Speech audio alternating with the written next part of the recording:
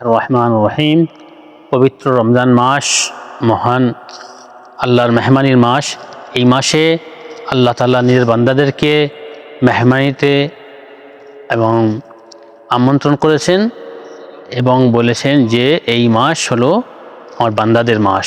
এই মাসে আল্লাহ তাআলা বলছেন, তোমরা কেউ আছো, এসো তওবা করতে চাও, আমি তোমাদের তওবাকে গ্রহণ করব। তোমরা কেউ আছো যে আমার কাছে প্রার্থনা করতে চাও, আমি তাদের প্রার্থনাকে কবুল করব। তোমাদের মধ্যে কেউ আছে যে আমার কাছে দোয়া করবে, আমি তার দোয়াকে কবুল করব। তোমাদের মধ্যে যে অভাবী আছে, অভাবকে যদি সে আমার কাছে চায়, আমি তার অভাব অনটনকে দূর করে দেব।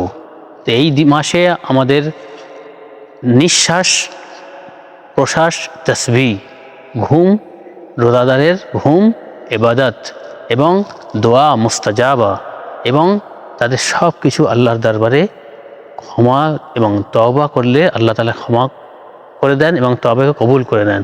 আল্লাহ তাআলা এই মাসে বান্দাদের জন্য নিজের তওবার দরজাকে খুলে দিয়েছেন এবং বলা হয়েছে হাদিসে যে এই মাসে জাহান্নামের দরজাকে বন্ধ করে দেওয়া হয়েছে আর জান্নাতের দরজা